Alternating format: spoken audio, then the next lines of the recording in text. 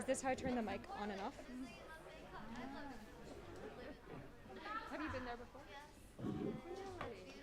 It is beautiful. Are you just traveling for fun? Yeah. Great place. Yeah, we'd like to come back.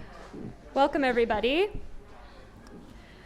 On behalf of the Worldwide Fund for Nature, Greater Mekong, the ASEAN Commission on the Promotion and Protection of the Rights of Women and Children, and the Center of Excellence, the Asian Research Center for Migration at the Institute of Asian Studies, Chulalongkorn University, we are honored to host the Gender Equality for Sustainable Tomorrow International Women's Day panel.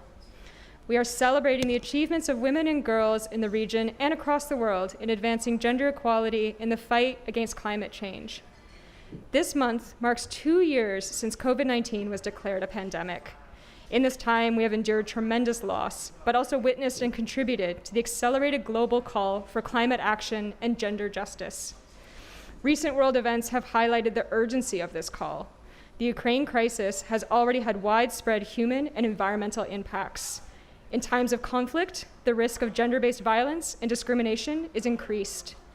And the destruction and destabilization of infrastructure and natural resources will have protracted effects beyond this conflict and beyond borders. As global citizens, as allies of women and the environment, our mission is to create a world where people and nature live in harmony. Today, we stand together with colleagues from all around the globe in their desire and efforts to build a world where all people and nature thrive. Honored guests, I thank you all for joining us this evening, and would now like to invite our first speaker, Roopa Karia, Deputy Office Director, Regional Environment Office with USAID, Regional Development Mission for Asia. Roopa, the floor is yours. Thank you, Elizabeth, for the introduction and the welcome. And I'd also like to thank WWF, Greater Mekong, and also the ASEAN Commission for the Promotion and the Protection of the Rights of Women and Children for hosting this event and for inviting USAID here today to celebrate International Women's Day and with a panel of women doing such important work. So the theme of today's event is Gender Equality Today for a Sustainable Tomorrow, and that really gets at that critical role of women and girls in combating climate change and environmental degradation. And it also celebrates, as Elizabeth said, the enormous contributions that women and girls have already made in that space. And because of this event, I've been thinking about my own earliest experiences in this space. Growing up as a much younger woman in the United States, I was so inspired by the women and I saw who were passionately and courageously fighting for the forests of my home state. And they really inspired me and really motivated me to do the work that I do today. I think whether it's fighting for forests in the US or leading climate strikes in Thailand, when we see women and girls leading, it inspires the rest of us to do the same. So one of the women I admired so much when I was growing up, she said that we are the ancestors of the future. And she asked us, what do we want our legacy to be? And I think today in the world, too often, women and girls are not able to decide their legacy. They're not able to decide how they want to make their mark on the world. And that is really a huge loss for all of us. Gender equality means equal rights, equal opportunities, equal power, and it's really a basic and a fundamental human right. And I think without it, that sustainable tomorrow we are all working so hard for, that will always be out of reach. So for the US, our President Biden signed an executive order last year really emphasizing that link between gender equality and issues of fairness and justice. And for the US, it's really also a strategic imperative. When you have greater gender equality, you have better education outcomes, you have better health outcomes, better conservation, greater political stability. And so for USAID, my organization, gender equality is really critical to every aspect of our work. And so to that end, we partner with WWF, Greater Mekong, and with the ACWC on the Mekong for the Future project. And this project looks to link civil society organizations across the region and also help to build their capacity to engage in policy development, citizen oversight, and advocacy.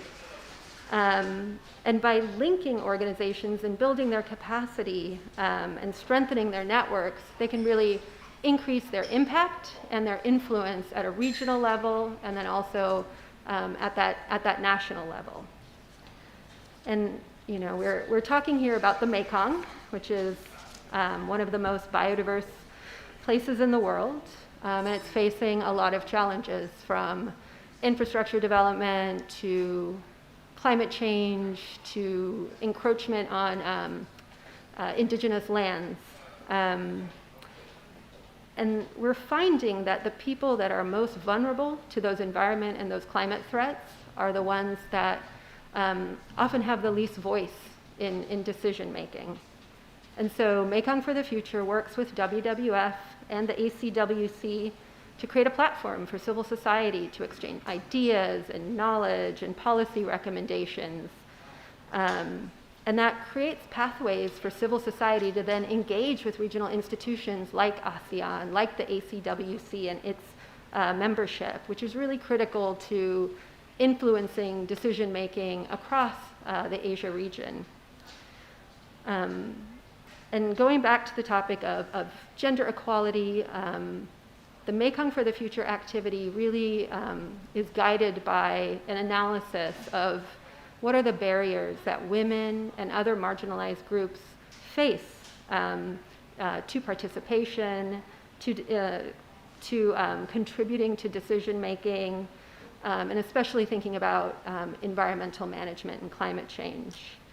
And as a result, and to really make sure that we don't widen inequalities and contribute to gaps, the Mekong for the Future activity uses its gender equality and social inclusion analysis as a basis for partner engagement, for collaboration, for developing networks.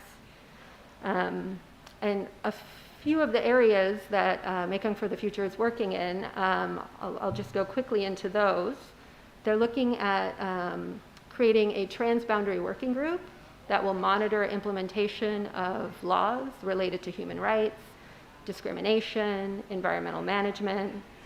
And they're also looking to conduct holistic capacity development, especially working with civil society organizations that are underrepresented, really helping them to develop skills, different pathways to achieving change, and really leading with their agenda to see these, more marginalized groups contribute to decision making in a way that really allows them to take a leadership role.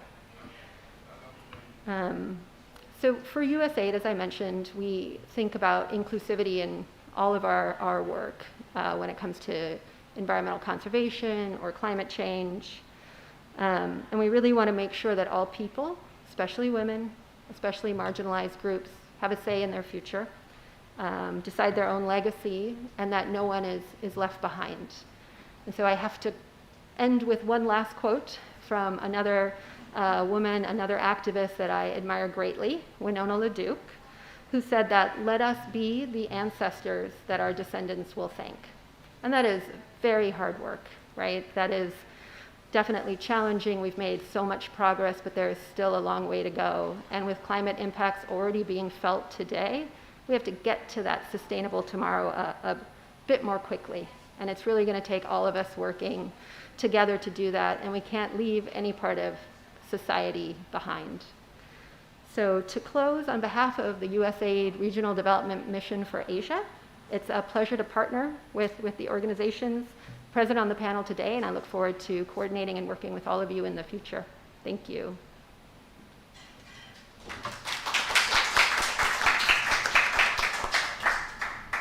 Thank you so much, Roopa, for those inspiring words to set us off for this evening. Next, I would like to invite Her Excellency, Dr. Rachra Jayagupta, the Thailand representative for the women's rights to the ASEAN Commission on the Promotion and Protection on the Rights of Women and Children, the ACWC. Dr. Rachra, please. Thank you very much, Elizabeth, and Sawadee Ka. First off, I would like to thank you, WWF and USAID, to invite us, ACWC, and the Asian Research Center for Migration at the Institute of Asian Studies, Chulalongkorn University, to be part of your team to deliver this meaningful project in ASEAN. We have heard for the international level, and now we move to regional level. So at the ASEAN level, we have the upcoming project on the research and development for society on regional dialogue supporting gender equality and social inclusion in climate action planning, Mekong for the future. First off, I will use these 10 minutes to also touch upon this project and also have a short introduction of what we are doing at ACWC and who we are. At first, I would like to introduce you to ACWC. We have the pilot project that proposed by Thailand on our social media platform at our Facebook. So you can have check at our Facebook on ACWC Thailand Women's Rights. So most of our ASEAN meetings, they are closed meeting. So the updated of the meeting, we also sharing to the public through our social media platform. We have Facebook, we also have Twitter, and also on YouTube as well. Let me introduce where we are. At ACWC, we are one of the ASEAN sector bodies with the ASCC pillar, the third pillar here, ASEAN Socio-Cultural Community. And in ASEAN, we also focusing on the one vision, one community. You can see we have 3 pillars here, but on the work that we are working on the cross sector bodies within our pillar and also cross pillars as well. And especially on the issue of the women's rights, and on the anti-human trafficking and on ending violence against women, that we also working across pillars, and especially with the SOMTC, the Senior Official Meeting on Trans-Organized Crime, and also with Aisha from the APSC pillar, and also with ALVEN, with the ASEAN Women Entrepreneur Network from the ASEAN Economic Community, and also with other sectoral body from our pillar as well, that also we have our collaboration with the ASEAN Commission on Women and also ASEAN Commission on Migrant Worker as well. Okay, for ACWC, each ASEAN member state, we have 2 representatives. One representative for women's rights and another for children's rights. Okay, the mandate and roles of ACWC, the modality, same as other ASEAN sector bodies, we're working on consensus. So this is very grateful that our project, we have been endorsed and accepted by all the ASEAN member states, and that we have been included in the work plan that covering 2021 to 2025. And each year, ACWC having 2 annual meetings, one at the first quarter of each year, and the latter is at the last quarter of each year. Okay, so now we move to the project that under ACWC work plan. During 2021 to during 2025, prior to this work plan in the past, we're working on the thematic areas. But with this work plan, we have changed our strategic approach to working and focus on more on the result-oriented approach, which focusing on these 4 important aspects.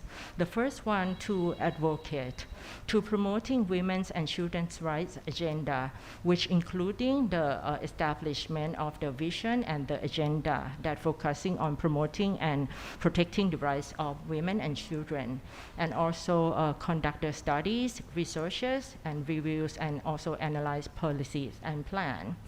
Second aspect, focusing on the collaborate, which are focusing on the building partnerships and platform to advance women and children's rights, and also establish and strengthening the existing platform of our partnership, and also build consensus and support, and of course to bring stakeholders together for dialogue through workshops, fora, and conference.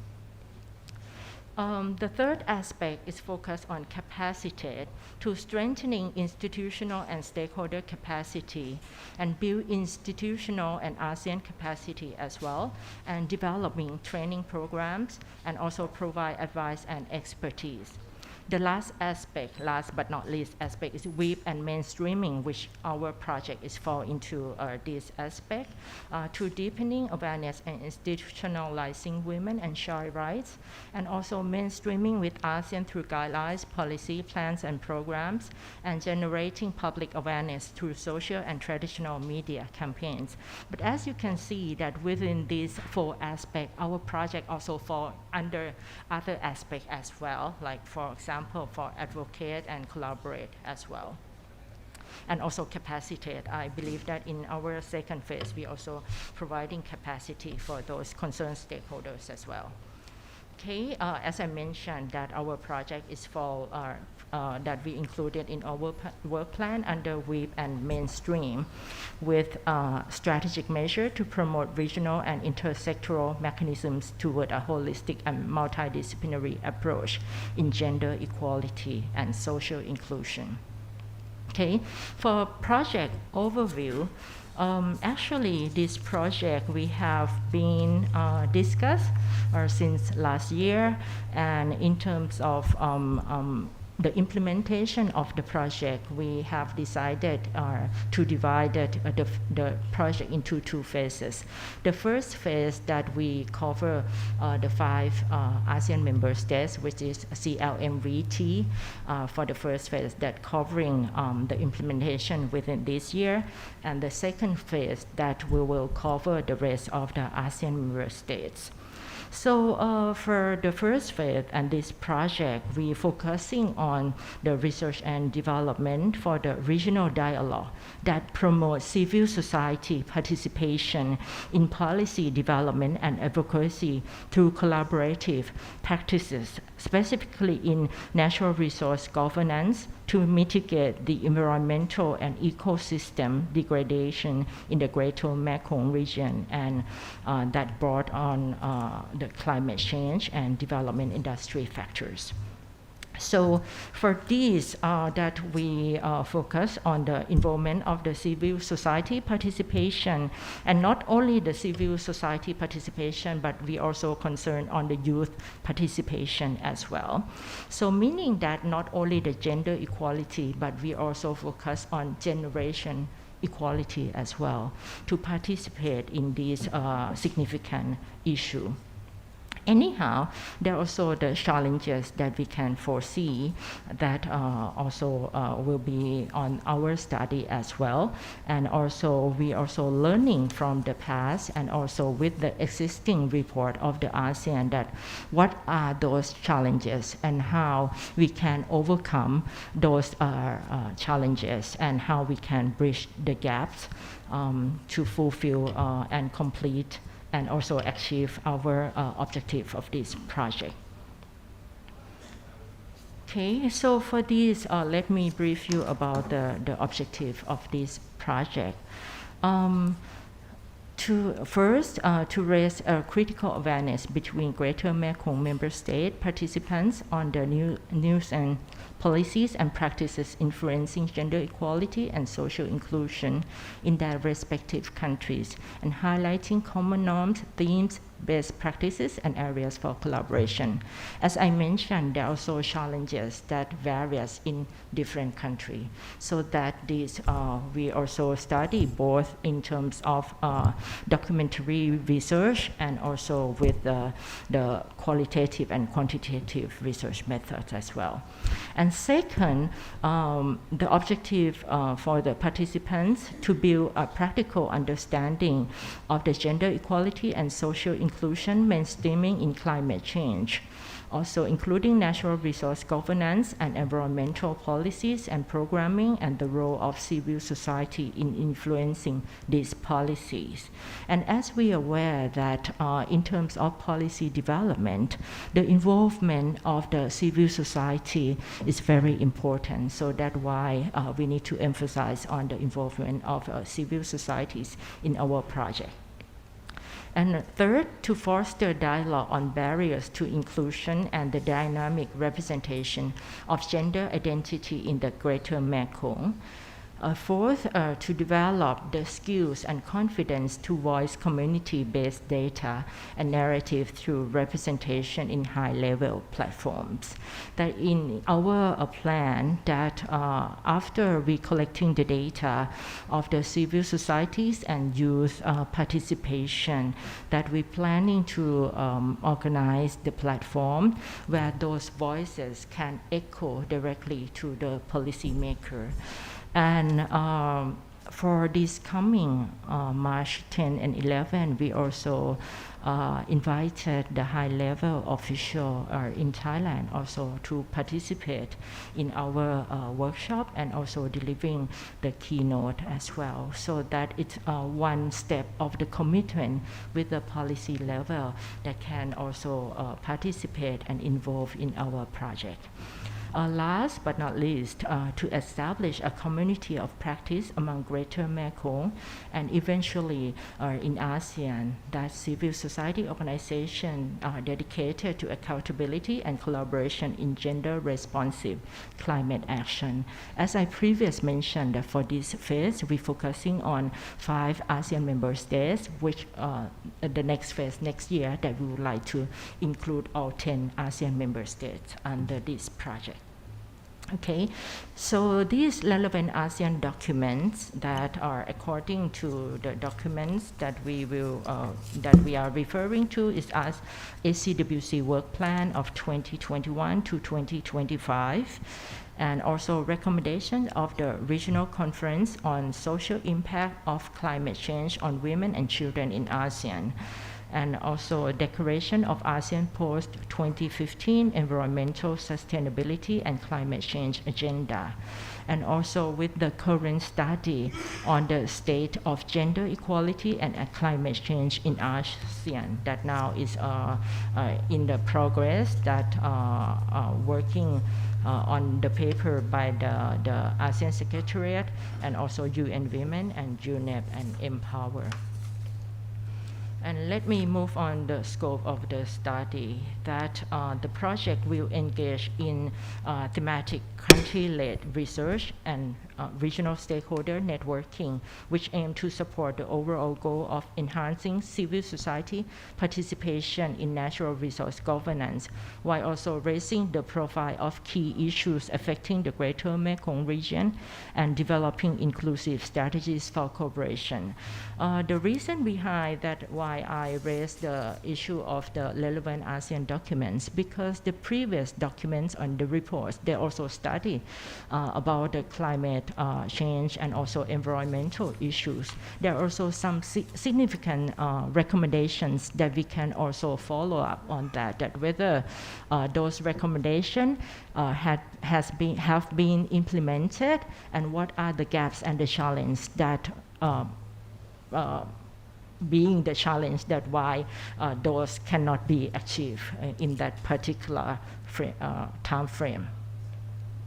Okay, with the partnership along with the project, the effectiveness of the project itself, behind the project implementation, we also have the partnership, the strengthening of the partnership.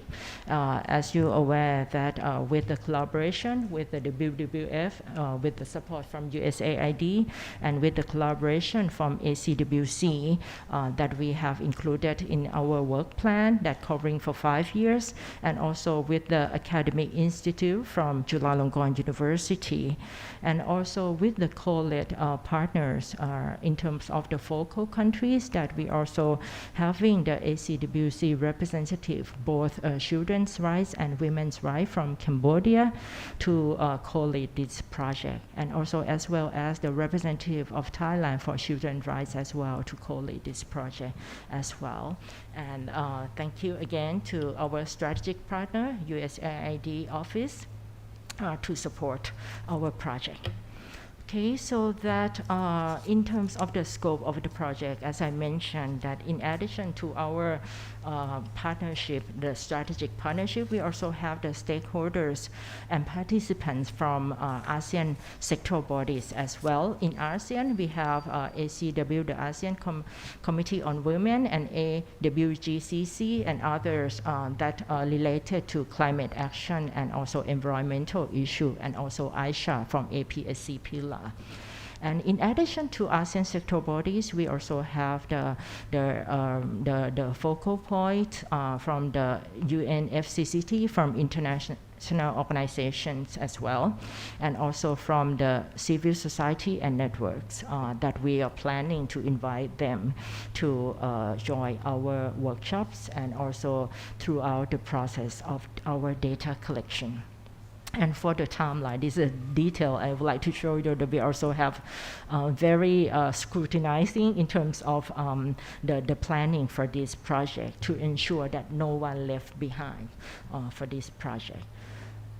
In addition to that, you can see that to emphasize again that along with the project implementation, along the way we also have the strengthening of the partnerships as well in terms of building the ownerships at the beginning so that they were aware of our project implementation, and also in terms of strengthening their collaboration with the project. Okay, last, for the project implementation, we're not looking at the output level, but we also looking at the outcome level as well.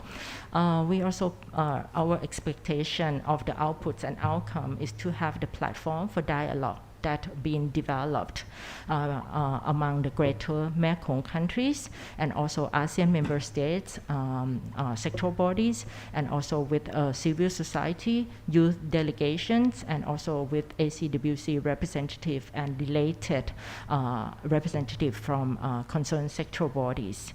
And also to further recommendations and guidelines. For the first phase, we can have the draft guidelines that will be developed to strengthen the institutional system of JC responsive climate action and natural resource governance based on community-led data and documentation. And third, to have the Greater Mekong youth that are introduced to regional policy platform and advocacy network. And also at the Greater Mekong civil society is empowered and supported to participate in high-level dialogue, elevating marginalized voices for rights-based representation. And thank you very much. And this is my contact details. If you have, for those audience or participants, if you have any other questions, you can send me those questions or query or reflection through my email here. Thank you very much.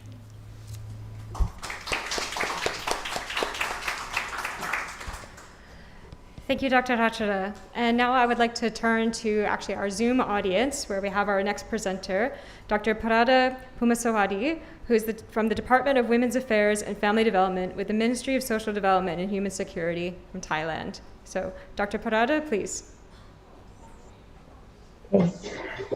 Good evening, everyone, and thank you very much for giving me an opportunity for join this important discussion. So please allow me to share my PowerPoint.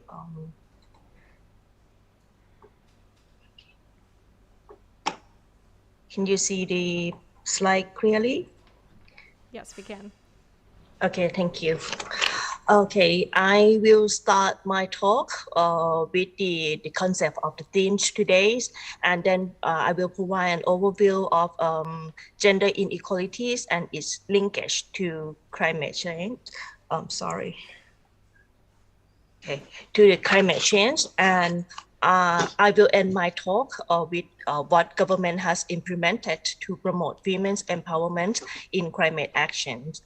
So the theme of these meetings underlie two keywords, which are sustainabilities and gender equalities. So for the first keyword, sustainability, so for me, these concepts consist of human aspect and environmental aspects, and these are interrelated. So sustainabilities relate to human security. The idea of human security includes freedom from needs. Many people might say freedom from want, but I think that like one of human is infinity. So, but needs focus on human satisfaction of their basic needs of economic and social livelihood. So, human security also relate to freedom from fear. This refer to protecting individual from threats directed at their security, physical integrity, and various form of violence. And the last aspect of human security for sustainability is that freedom from indignities, which a person has opportunity to improve their quality of life.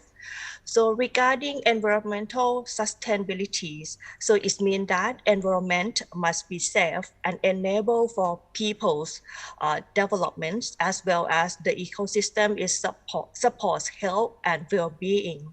So to achieve sustainable development, gender equality is a prerequisite for sustainability, as highlighted by the Global Agenda Sustainable Development Goals, or SDGs.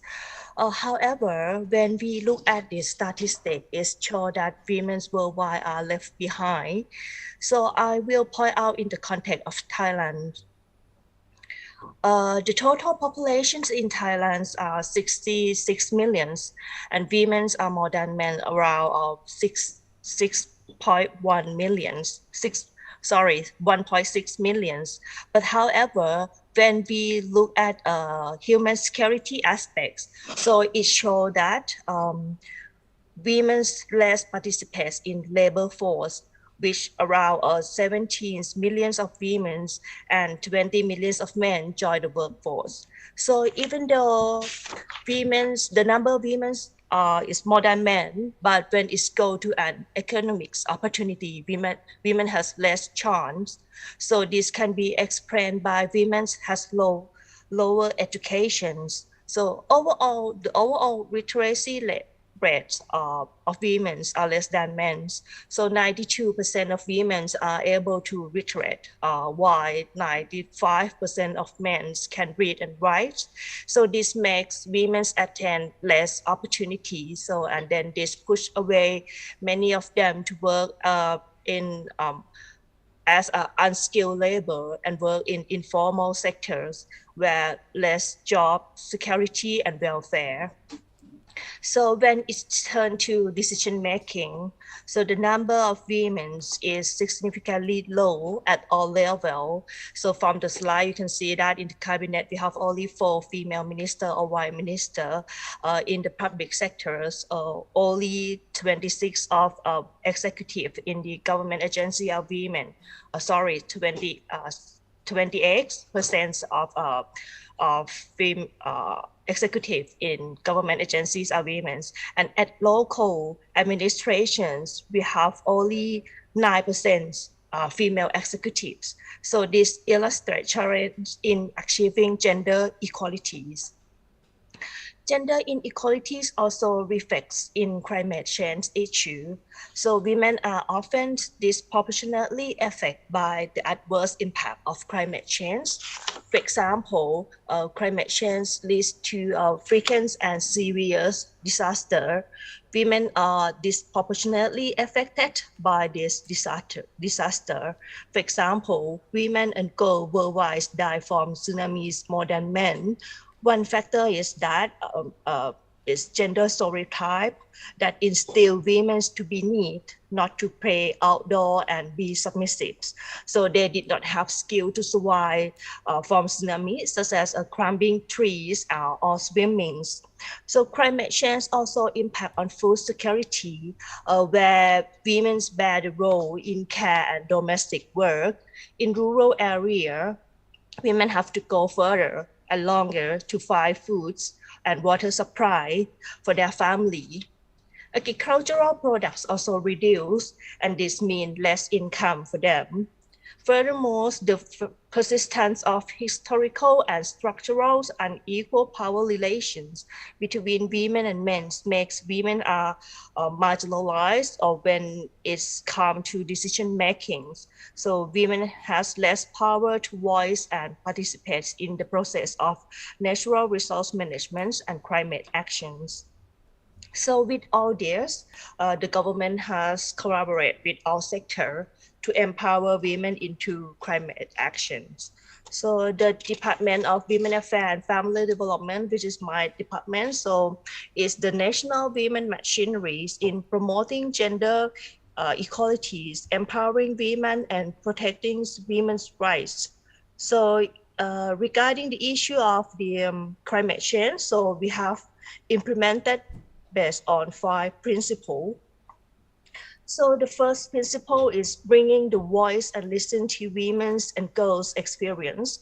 So these foundations, this is a foundation for understanding the gender implications of climate change and enhancing women participations.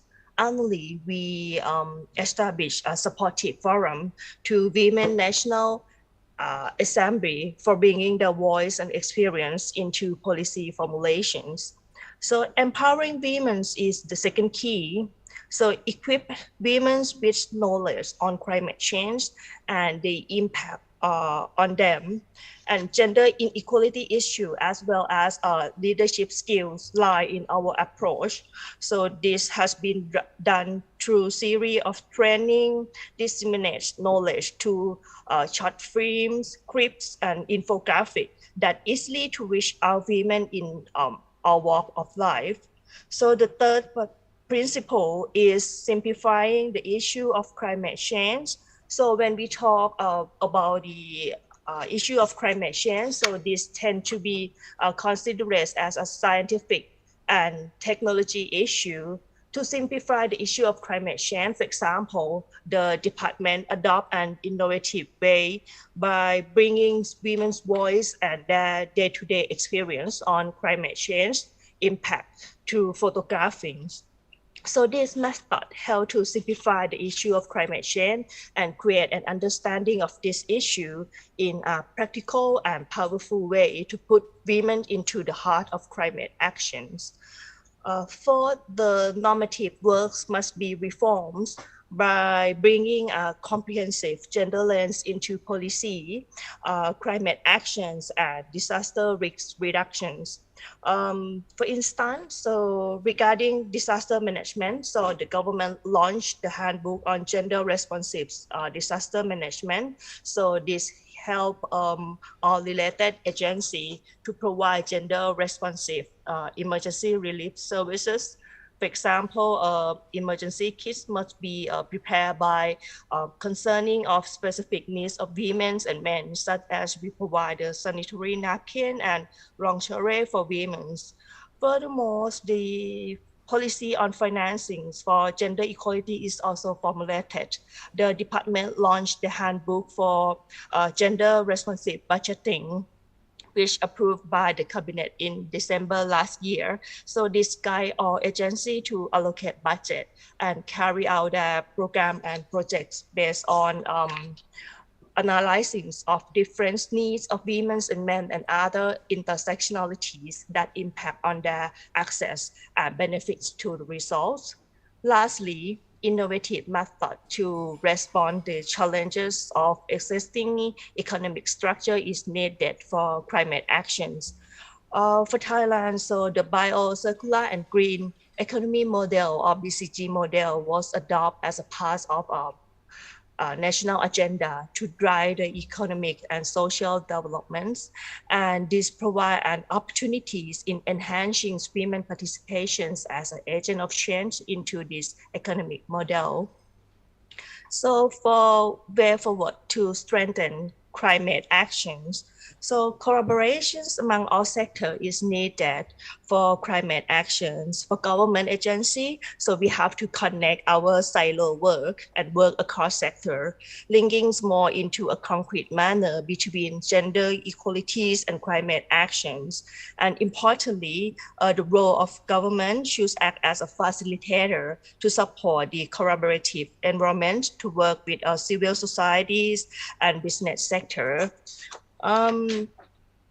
Disaggregated data and research on the impact of climate change on women, both qualitative and quantitative, must be implemented to point out the evidence to inform evidence-based climate actions policies. Also, empowering women at all means, especially women in scientific technology, engineering, and mathematics, or STEM educations. So this must be implemented. So this will accelerate the number of women in boosting up climate innovative actions. So above all, dismantle patriarchy is a key to eliminate the root cause of gender inequalities. So before ending my talk, I would like to present you some photo taken by our participants of the Empowering Women and Climate Actions project, co-organized by the Department of Women Affairs and Family Development and the Sustainable Development Foundation. So these photo books reflects the impact of climate change on women, the role of women in managing natural resources and being a change agent in climate action. So you can preview the full version via this link on the slide or QR code. Tomorrow, we will exhibit these photo books on the commemorations of International Women's Day at the Ministry of Social Development and Human Security. Also, to celebrate the achievement of women, we present honor awards for outstanding women and organizations that promote gender equalities and empowering women. So the theme of the event this year is empowering women as change agents for disaster and natural resource management, and the Prime Minister will chair the event tomorrow. So with this, thank you very much for your time.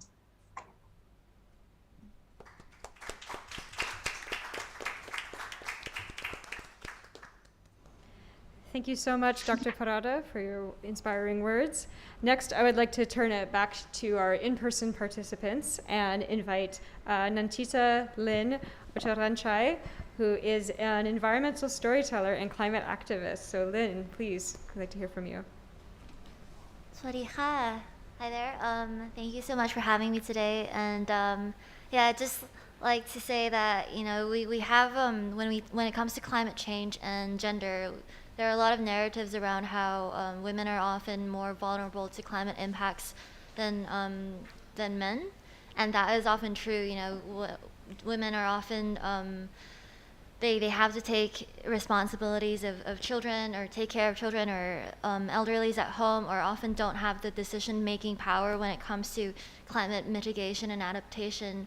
But instead of getting into all the impacts and how women are more vulnerable than men today, I'd like to get into how women can be the face of strength in the climate crisis.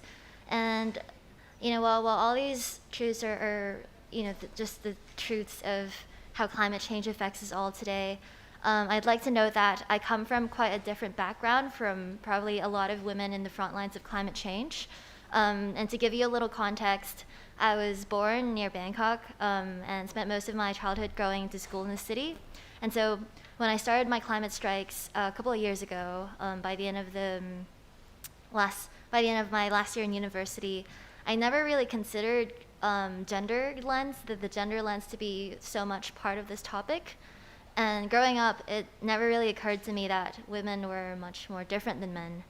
besides our physical features and it being quite dangerous for us to travel around the world or alone in our countries, I never really felt that I was treated any different from boys my age. And so naturally, when you're not constantly told as you're growing up, you're not constantly told what you can't do, naturally you don't think there's anything that you can't do.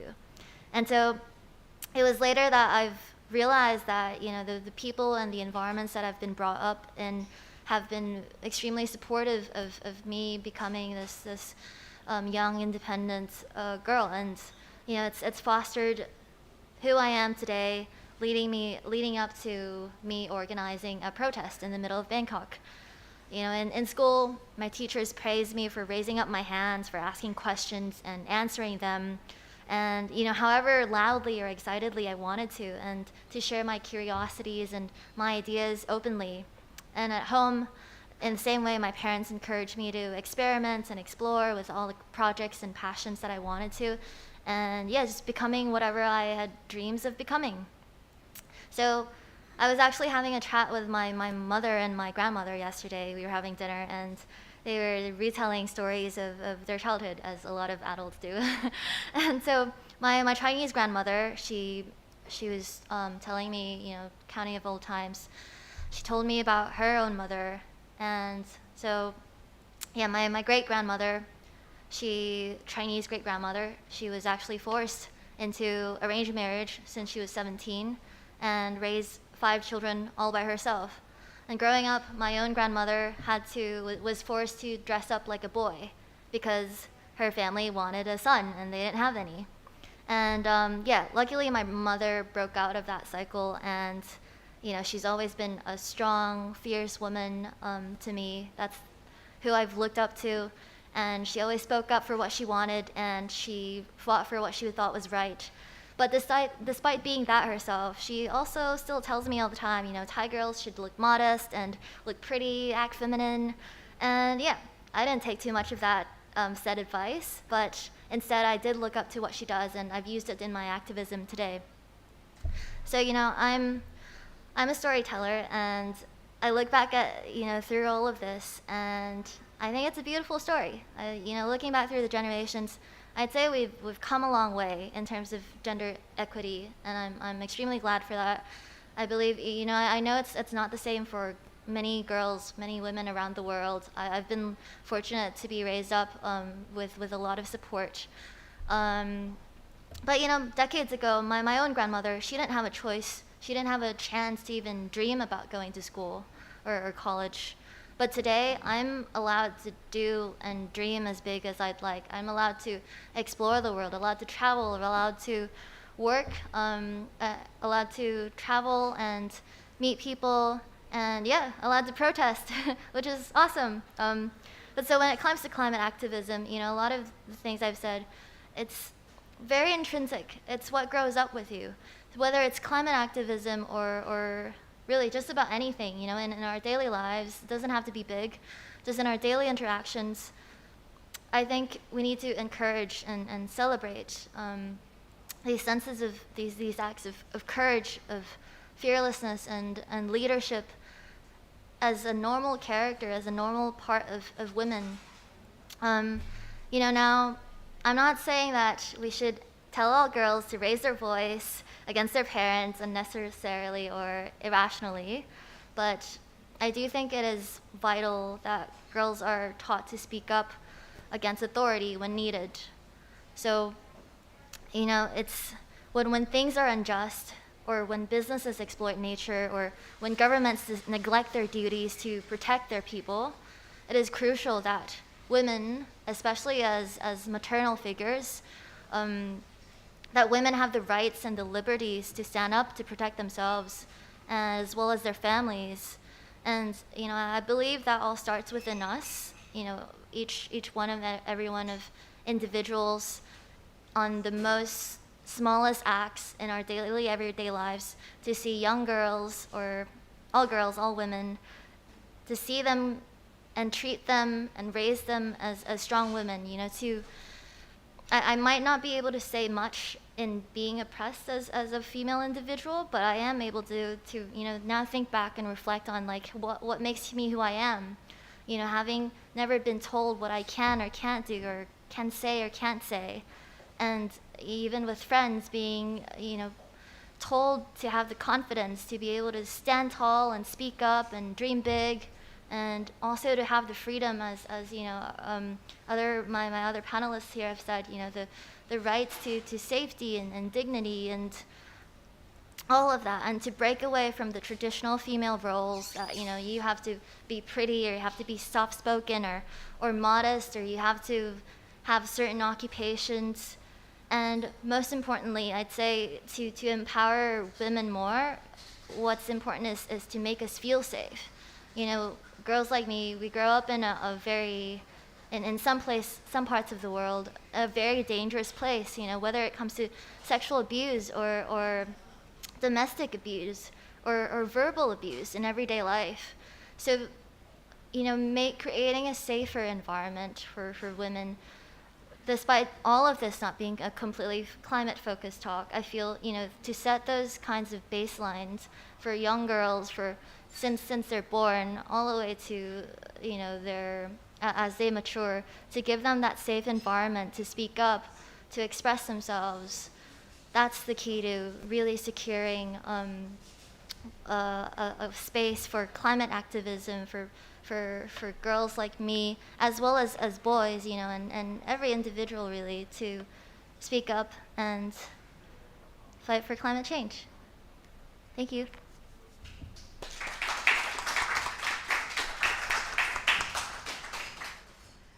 Thank you so much, Lynn, for sharing your story. I think you've articulated really well and demonstrated here what the potential is for young women and girls when they are supported and when they are really embraced in their communities and by their families. And that's exactly why we're here today. And that's exactly why we're having this panel. So thank you for demonstrating that so clearly and for sharing with us. And with that, I would like to turn to our final panelist, again, within the Zoom community. So Sayamol Kairuang, who is from the National Human Rights Commission of Thailand. So Sayamol, please.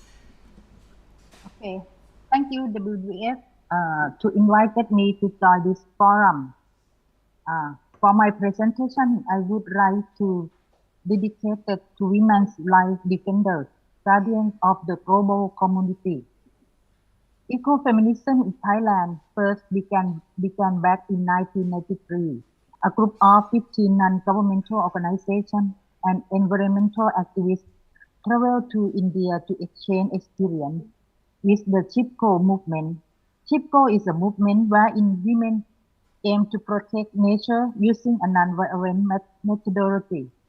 Because of the rapid deforestation and deteriorated ecosystem, many residents in the rural areas were forced to leave their village to the city for job opportunities, while the women were left there with the elderly to suffer from poverty. In Indian culture, women symbolize Brahma, the god of creation, birth, giving, and happiness for children. A society that does not respect women is destined for catastrophe. Be it environmental or spiritual, environmental developments therefore must treat women with love and generosity. Vanida Tangtivittaya was one of the members who went to India and brought back the notions of ecofeminism to share with her friends, scholars, students, and activists in Thailand. She also worked with the villagers under the name of Assembly of the Poor. Vanida worked very hard with the poor, and she gave many opportunities to village women to prove their abilities in social development. Moreover, Vanida's work allowed these women to become more appreciative of their self-worth and improve their political competence, which nurture their sense of leadership. Women accounted for 15% of the board of the Assembly of the Poor. One of the factors that led many women to participate in the movement is that they are the owners of the lands that have been passed down for generations. And this means the deterioration of the environment has a direct effect on them. especially the loss of income they could earn from those properties. The lengthy meeting of the Assembly have seen women and others participating and demanding proper policies and solutions to the crisis the villagers have been facing. There are also a good number of eco-feminist movements found in many areas. พรรควิภาเฉลิมกลิ่น however, is one of the most notable cases. A human rights activist and farmer who sacrificed her own life for a cause. พรรควิภา lived in บ้านหัวกระบือ of Ang Thong province with her 3 children and husband. ประยุทธ์เฉลิมกลิ่น พรรควิภา served as the vice president of บ้านหัวกระบือ Fund and she closely worked with the locals to prevent private sector from invading her community in fear that their enterprise could potentially harm the environment, whether it's the pollution, noise, and transportation. พรรควิภา and the villagers urged the municipality to set regulations and create a mutual understanding in the community. By organizing a community meeting, the community agreed to have voters over 18 years old and they must reside in the community not less than a year. The residents of the other area, while unable to vote, could still join the discussions. October 17 to 2004 marked the date of the public vote. On October 14, 2004, one day before the community meeting, Thakvipa was on the way home with her motorcycle. She stopped by to talk to her neighbor's house, which is located only 300 meters away from her house. There was when 2 hitmen shot Thakvipa to death. Nevertheless, the public vote was carried on and ended with 207 votes against the enterprise. Even though Thakvipa already left us when she was only 48 years old, the sacrifice has strengthened the power of people to Banhuakabui to fight without violence. For the past 5 decades, from 1972 until today, Thailand has gone so far with many infrastructure developments, including road structures, dams, and power plants along the eastern outskirts of the Bangkok metropolitan. Several communities were forced to sacrifice for the nation's progression, and the laws prevented the local residents from accessing the information about the infrastructure projects. Even worse, they are also shut off them expressing opinions regarding each project's direction, not to mention the lack of compensation provided for the locals to start a new life. The uncertain property ownership and limited rights to the environment has been unfair for those fortunate inhabitants. The 1972 United Nations Conference on the Environment in Stockholm urged every country to be aware of the excessive exploitation of national resources that could jeopardize the global ecosystem. Thailand, for instance, was undergoing the crisis of polluted water in Mekong River released from sugar factories between 1974 and 1976. To tackle the problem, the country imposed the inaugural Environmental Act entitled the 1975 Enhancement and Conservation of National Environmental Quality Act. Later in 1978, Environmental Impact Assessment or EIA was organized with support from World Bank to advocate the dam construction and the development of logistic ecosystems. However, Thailand is still suffering from the lack of efficient environmental laws as well as support and encouragement from the governmental sectors to protect and save the natural resource. In spite of the existence of the 1992 Enhancement and Conservation of National Environmental Quality Act, the Ministry of Natural Resources and Environment or Biodiversity, it is clear that many times the local people are the victims of the natural disaster resulting from the government's policy, development projects, or activity for which they take partial responsibility. Indicators of these problems are reflected in the complaint made to the National Human Rights Commission between 2002 and 2021. Some of the development projects are projects involving water resource, the reservoir construction, the development of aquatic ecosystem, the water circulation system, mining, zoning, the industrial development, the infrastructure, the construction of private land plantations, and the coal land reservoir project. They affect the communities in the neighboring countries. To carry out any of the projects as mentioned above, the organizer must hire a company to develop a report to EIA and host a public hearing. Nonetheless, it still reported that there has not been enough access to the information, and the public hearings are not properly promoted among the right group of participants. In the meantime, the locals' opinions are not taken into account for the EIA report, which is one of the most significant factors for the consideration made by the board of experts.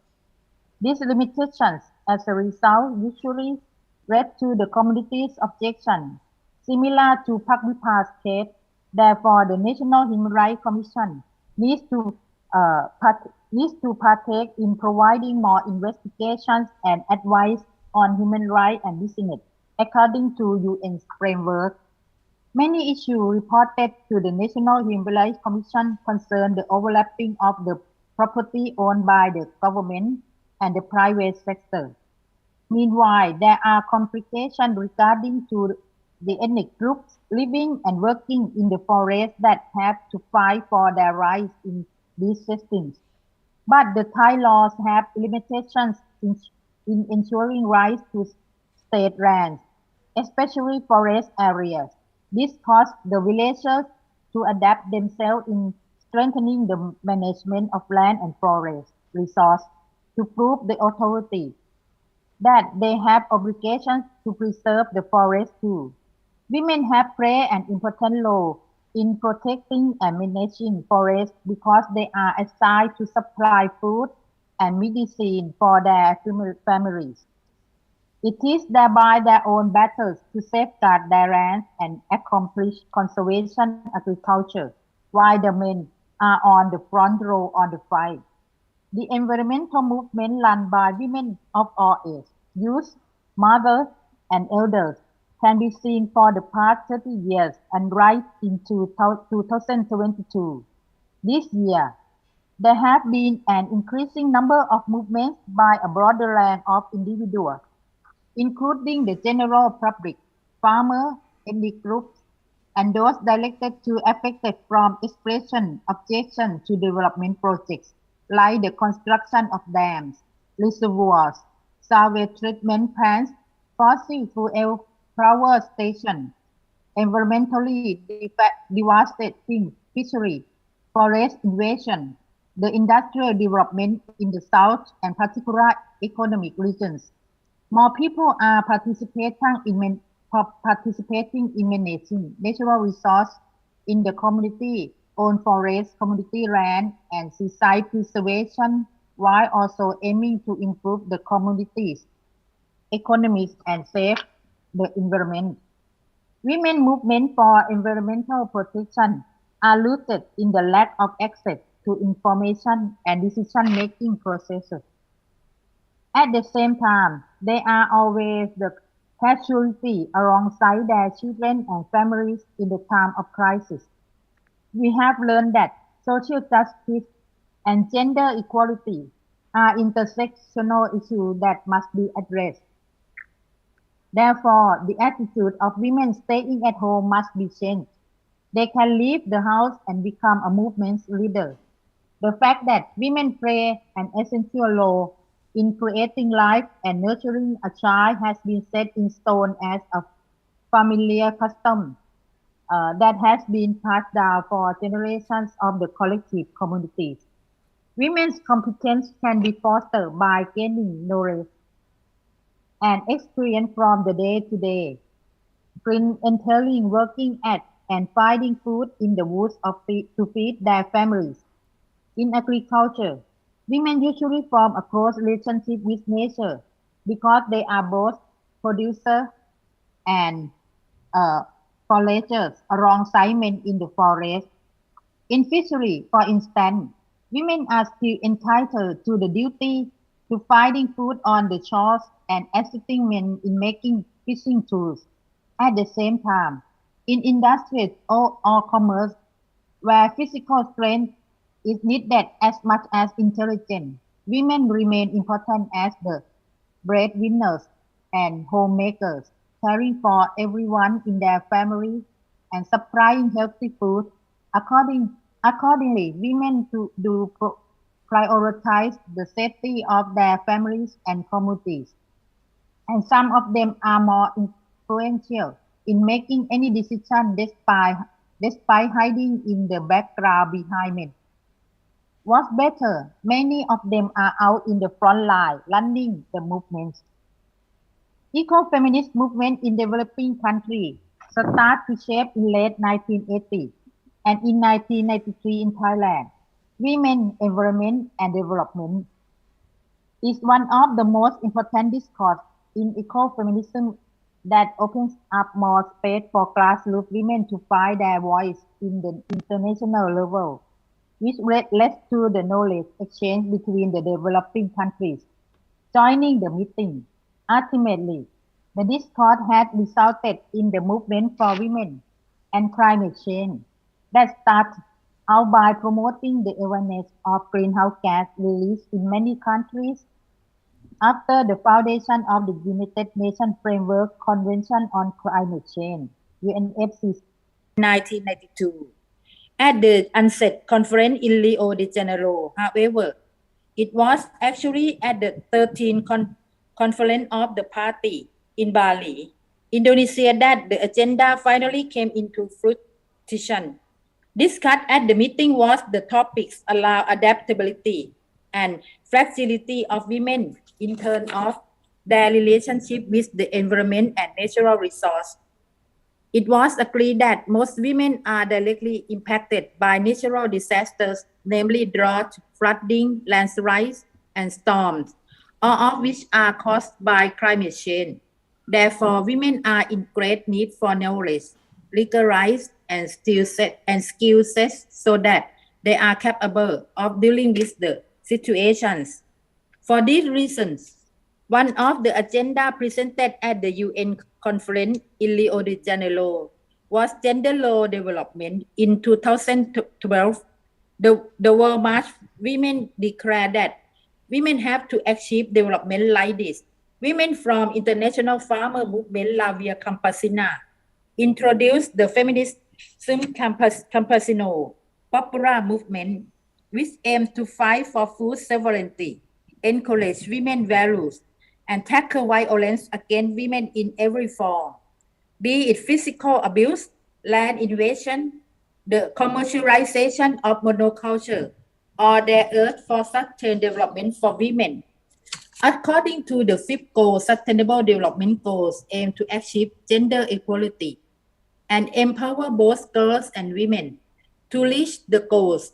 However, sustainable development plans are needed, which start from the focus on the community and families' welfare, including first, childcare that go accordingly with the existence of the natural resource and biodiversity of the agricultural community.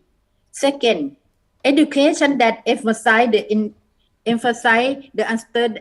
understanding for gender equality and humanity, which can effectively nurture children to grow up with self-worth and empathy.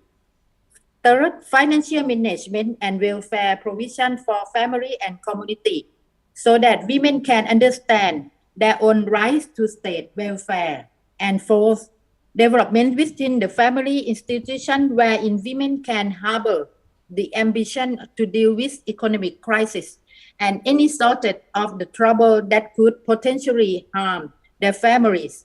It could be said that sustainable development can be accomplished only if there is cooperation from women and individuals of every gender in the family and community. Thank you very much. Yeah. Thank you. Okay. Thank you very much, Saimo, for your comments. And Krapunka, thank you so much to all of our panelists. I would like to invite a question from the audience if we have one. I know that we don't currently have one from our virtual audience. I do have one in my back pocket, though, but I would like to save that. Do we have any questions from our audience at the moment for the panelists? Yes, please.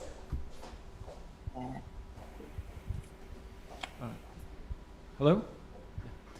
Thank you, Benjamin Zawacki from the Asia Foundation.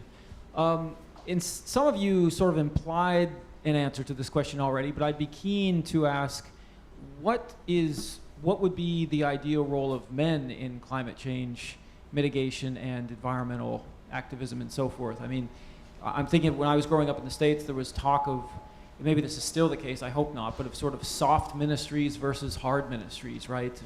Departments in the States. Health and Human Services was almost always filled by a woman because it was a quote unquote woman's department, right? And the Defense Department was always a man. That's a rather cynical association of men and women with ministries or issues, but understanding the linkages between women and climate change or in environmental activism, what would be sort of a role for, the ideal role for men in these areas? Thank you. Thank you so much for your question. If anyone in our virtual community or here among the panelists would like to address the question, please go right ahead.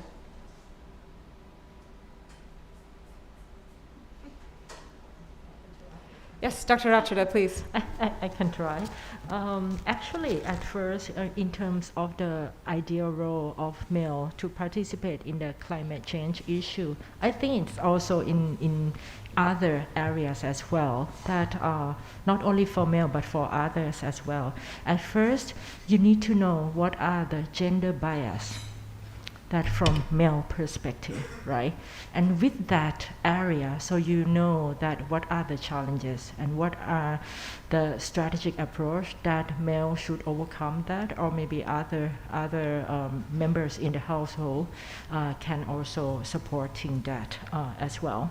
And according to one of the ASEAN reports, it also mentioned about the challenges that happen in the household where there are tend to be in the area of male dominant area, so that in terms of the access to energy, for example, male also male was the dominant factor, what I should call is the human being, not a factor, that in terms of decision made that what types of the energy that the household will be consumed. So that in terms of ideally, so I think that in terms of women participation in decision making is not at the national level itself, that when we talk about or in terms of decision making in particular in the political participation or in the government official, those type of things, but looking at the family level as well in terms of decision making, and not only in the energy management, but in terms of financial as well. That also in ideally that if we would like to start for the gender equality, it should start from individuals and within the member of the families. Thank you so much. And actually, if I could, because also this is something that I was considering while the other panelists were speaking, it ties in what Roopa was saying about engaging more women and girls in STEM, and what other of this panelists were talking about, how do we remove barriers to participation for women and girls in climate action, and now what you're saying. And a very fundamental part of this, I believe, is about the language that we choose, and really choosing to move forward with inclusive language. So when you're saying about the soft ministries or hard ministries. I think of when I was growing up and when I was in school, and women were encouraged to pursue the soft sciences versus the hard sciences. And this is really it's interesting because we also need to address intersectionality. And not just as a woman to be encouraged to pursue soft sciences, but as an Asian woman encouraged to pursue certain academics as well. And that structure and those barriers that can promote. And I think when we bring it back to the climate change conversation, I think there's still a lot of work that we need to be doing as practitioners to remove the barriers and the ways that we're trying to promote the next generation to get involved in climate change. And we can do that very simply just through the language that we're doing to introduce this idea to them. And for me is that I will eternally take issue with the term reproductive versus productive tasks, because reproductive just suggests that women's fundamental role and value is placed in our ability to reproduce, whereas productive tasks are associated with economics, which is associated with traditionally male roles. We have a lot of work to do, and a lot of it comes down to our choices in language. So thank you for raising that. Are there any other questions from the audience before I move on? Yes, Brad, please.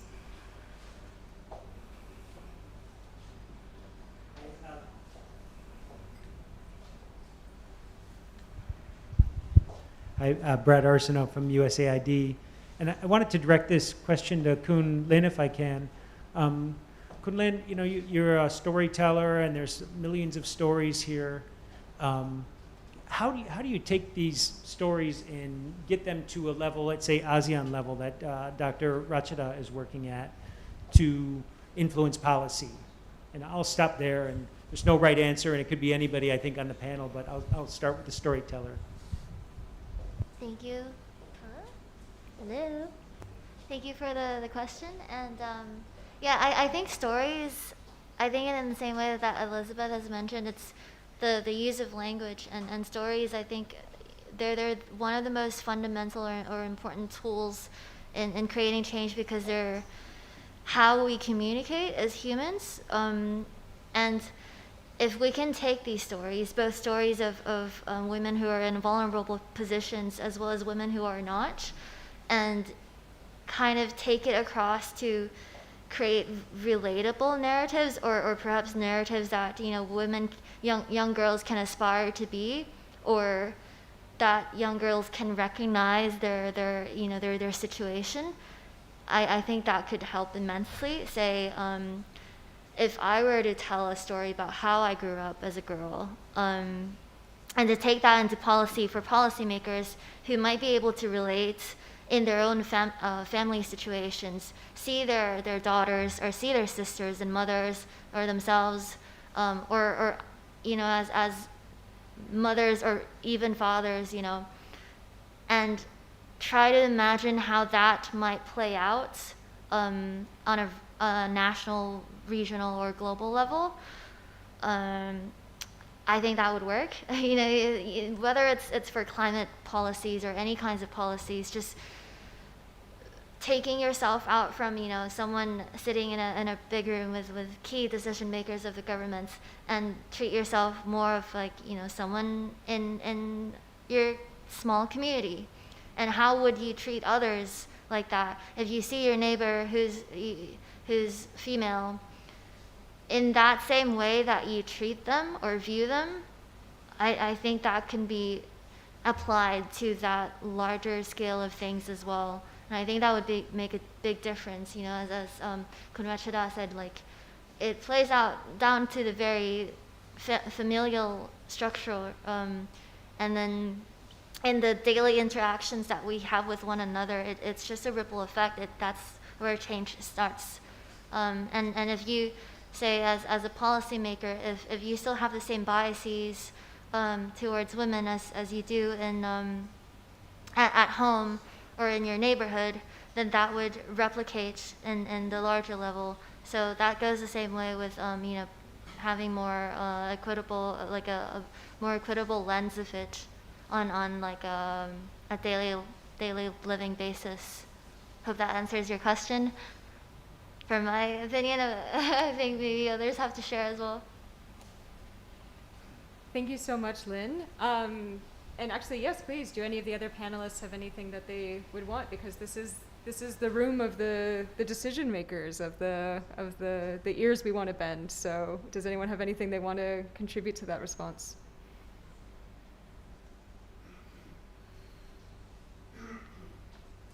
And Dr. Parada and Sayamo, please feel free to jump in. I know you're in the Zoom community, but you can feel free to jump into the answers as well.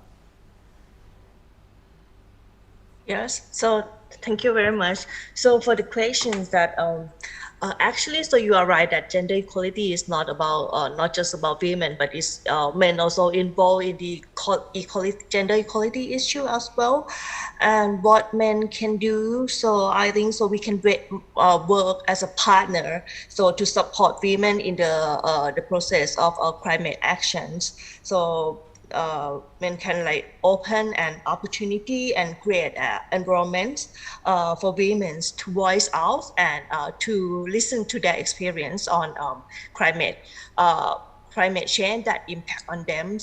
So, and I think another thing that we can support gender equality is that the easiest way to do that we can start with everyone. So we respect other and treat everyone as a human being, no regardless of their gender.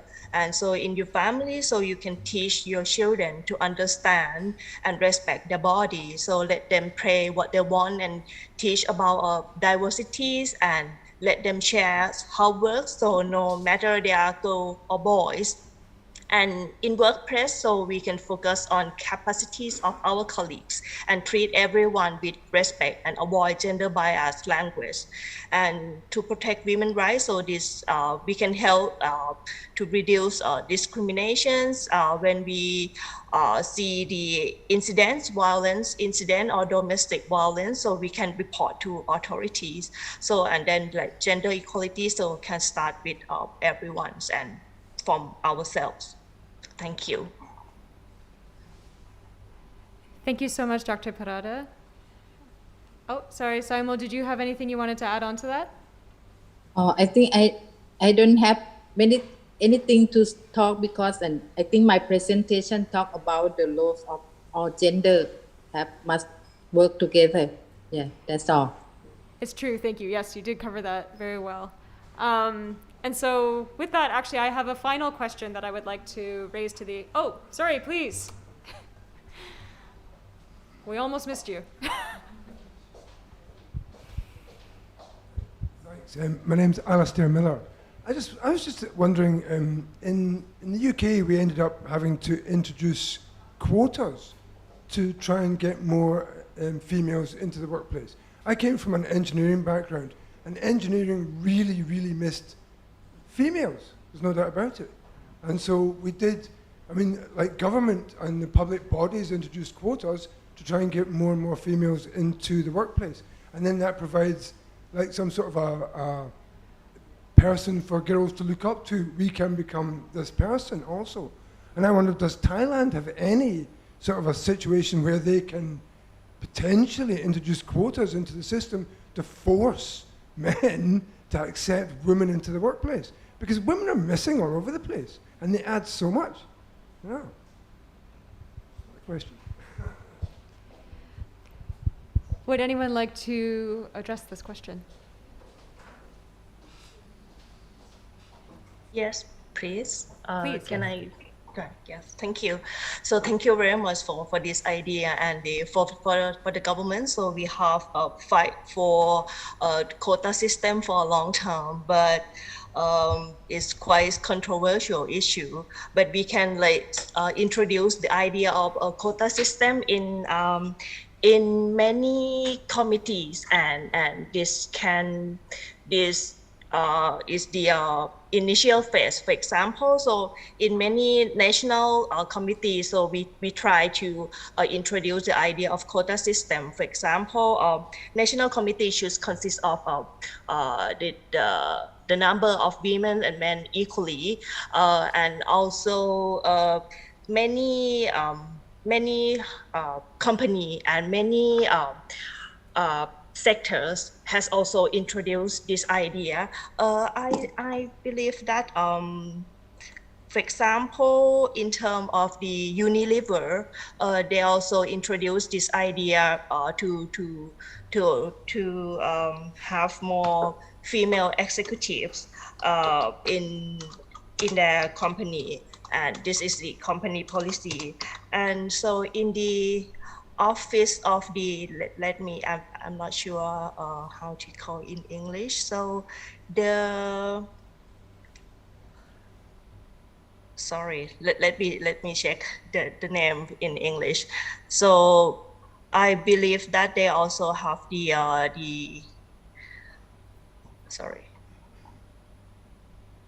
office that control the stock exchange market. So they also introduced the idea of 30/70 to introduce the number of the committees in the company that increase more women. So this is our attempt to introduce the quota system, but in a soft way, because we try to introduce like law or regulation, but it's quite controversial. So thank you very much. Thank you very much, and thank you very much for your question. So I would like to end with a final question to our panelists, and it's just, we've heard about the very high-level opportunities or the actions that are being taken, whether this is through governments or international organizations, institutions, to address gender inequality. But what is a small, meaningful action that everyday citizens could do that you believe could be accomplished to achieve gender equality? So I won't put anyone in particular on the spot, but if anyone has something that you think, a takeaway message, let's say, that everyday citizens could commit to in their regular lives. I could go first, if that's okay. Maybe just coming back to Brad's question a bit about storytelling. I feel like, with language, storytelling, narratives, essentially it's the way we live and the way we, our world is shaped. Like for me, for example, I grew up in a story of where I viewed women, I grew up with strong women. I see this, my mother, I see this landscape architect, female landscape architect that I work with, and that's my definition of women. I grow up without any kind of barriers, believing that men should be this or women should be this, and essentially that's what shapes you, So I'd say that's very essential in shaping more women to become as such. When you are told and shown these stories of how individuals, not only women, but how individuals can have the rights and liberties to be what they choose to be. Thanks. Thank you, Lynn. Would any of our other panelists like to address the question? In terms of, can you hear me? In terms of gender equality, my point is to emphasize that when we're talking about gender equality, it's not about only the number. It's not only quantitative term, but looking on the qualitative approach as well. And also in terms of, in Thai, we call not เท่ากับ but เท่าเทียม in Thai. But in English, I think they still use the same, like equality, right? And as I mentioned, because normally people, like many people that I observe, it's also mislead. Looking at the number, the ratio of male and female in some particular places or in school or in specific departments. But in terms of other aspects, like for example, access to justice, in participation in political arena and other as well, like women, peace and security, and other aspects that also bring into consideration as well when we're talking about gender equality. And also the knowledge and education is also very important, because as we mentioned that we can simplify the gender equality issue at the individual level, and then with the school and with the primary education. So people should be educated in terms of true understanding of the gender equality issue. And as we are aware that gender equality and the empowerment of all women and girls are at the core of our the center of the 2030 Agenda for Sustainable Development. And you can see that under the sub-goal of gender equality is also mentioned about other aspects as well in terms of, like, for example, ending violence against women and also human trafficking as well. Prakanka, thank you so much. I guess I would just add really quickly a kind of a personal action, I guess. It's very easy for me, at least, to think about big projects that I could do, but when I think about what I can do on a more individual level, you know, we for those of us that work outside the home or are out in the world volunteering or teaching or learning, I think, you know, we can all play the role as an advocate for seeing women in leadership positions and hearing women and girls' voices. I think that's something we can all do on a very day-to-day basis to really demand these voices in all the sort of social and professional and academic environments that we find ourselves. I think that's an individual step that is very, very possible. Thank you so much. And to our virtual participants, any final words on the question?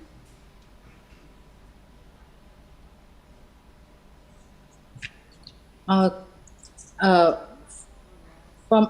my idea, I think the National Human Rights Commission of Thailand in HRCT, and we would like to address, to respect, protect, and promote the human being, the value of human being of all genders.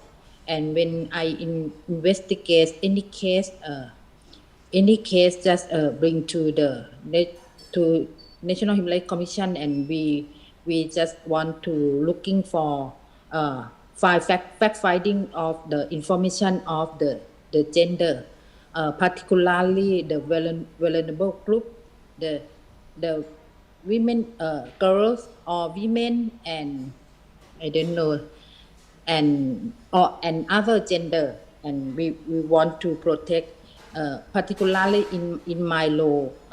I investigate the environmental and climate change issue, and we want to promote the gender issue, to participate the manage the natural resource and environment, and like the watchdog of the environmental problem of affected by the mega project.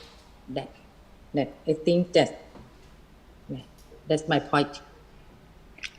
Prakanka, thank you so much. And Dr. Parada, any closing words or? Yes, so thank you. So for the takeaway message, so on the gender equality and climate action, so I would like to spread that we have to bring the women's voice and listen to their experience and respond to their needs from their voice and experience to make a concrete action. So for gender equalities and climate action as well. So thank you. Thank you so much. So thank you again to all of our panelists. Thank you to everyone who joined us online. Thank you to everyone here. I wish you a very exciting week ahead. Tomorrow we officially celebrate International Women's Day. We celebrate the women and girls in our lives who are contributing to the fight against climate change, and we celebrate their achievements. So thank you all for joining us tonight, and thank you to all of you for sharing your expertise.